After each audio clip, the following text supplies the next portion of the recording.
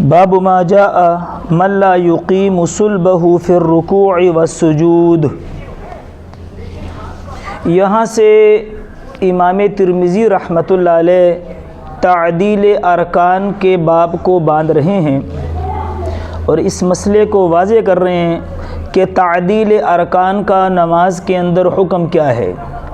دیکھیں، قیام کی حالت سے جھکنے کا نام جب آدمی کھڑا ہوتا ہے اور کھڑے ہونے سے جب آدمی جھکتا ہے تو اس جھکنے کا نام جو ہے وہ رکوع ہے۔ جب آدمی جھک گیا، رکوع متحقق ہو گیا، ایک فرض ہو گیا۔ لیکن اس رکوع میں جیسے کل ہم نے عرض کیا کہ ہاتھ بھی سیدھے ہوں، ٹانگیں بھی سیدھی ہوں اور آپ کی کمر بھی بالکل سیدھی ہو، سر بھی اس کے لیول میں ہو، اور پھر آہستہ بڑے پیار کے ساتھ سبحان ربی العظیم، یہ تعدیل ہے۔ اسی طرح اس کے بعد جب آپ سجدے میں جاتے ہیں تو سجدے کی تعریف کیا ہے؟ وضع الجبہۃ علی الارض، یا یہ اصل تعریف نہیں، اصل تعریف آئے گی انشاءاللہ ہم اس میں کریں گے کہ طرف اعلیٰ کا طرف اسفل کے برابر ہو جانا، یہ اصل ہے۔ یعنی آپ نے اپنی پیشانی کو زمین پہ رکھ دیا، تو جس نے پیشانی زمین پہ رکھ دی سجدہ متحقق ہو گیا۔ لیکن اب ہاتھ کیسے رکھنے ہیں اور اپنا چہرہ ہاتھوں کے درمیان میں رکھنا ہے اور ہاتھوں کو ملا کے رکھنا ہے، ہتھیلیوں کو بالکل سیدھا رکھنا ہے، کوہنیوں کو بغلوں سے نکال لینا ہے اگر جماعت کے اندر آپ نہیں ہیں، اور پھر بڑے پیار کے ساتھ سبحان ربی الاعلی، بات سمجھ میں آئی؟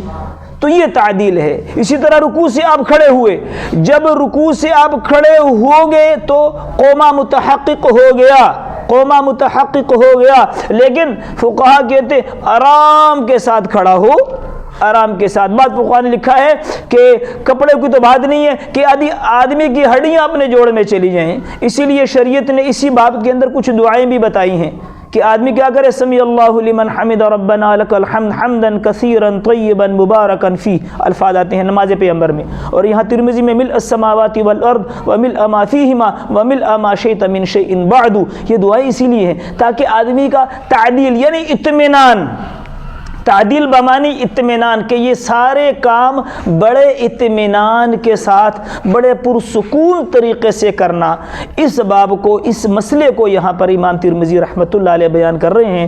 اور اس میں فقہا ائمہ اربع کا اختلاف ہے۔ یہ جو تعدیل جس کو میں نے بڑی عرض کیا ہے کہ یعنی رکوع میں بالکل ٹھہرنا اور رکوع سیدھی طرح کرنا، پھر رکوع سے کھڑے ہونے کے بعد ذرا سیدھا کھڑا ہو جانا، یہ تعدیل ارکان ہے۔ ائمہ ثلاثہ، امام مالک، امام شافعی اور امام احمد ابن حنبل رحمہم اللہ تبارک و تعالی علیہم اجمعین، ان تمام حضرات کے نزدیک یہ فرض ہے، تعدیل ارکان فرض ہے۔ اور احناف کے نزدیک یعنی ہمارے امام اعظم امام ابو حنیفہ رحمۃ اللہ علیہ اور ہمارے فقہا یہ کہتے ہیں کہ فرض نہیں ہے بلکہ یہ واجب ہے۔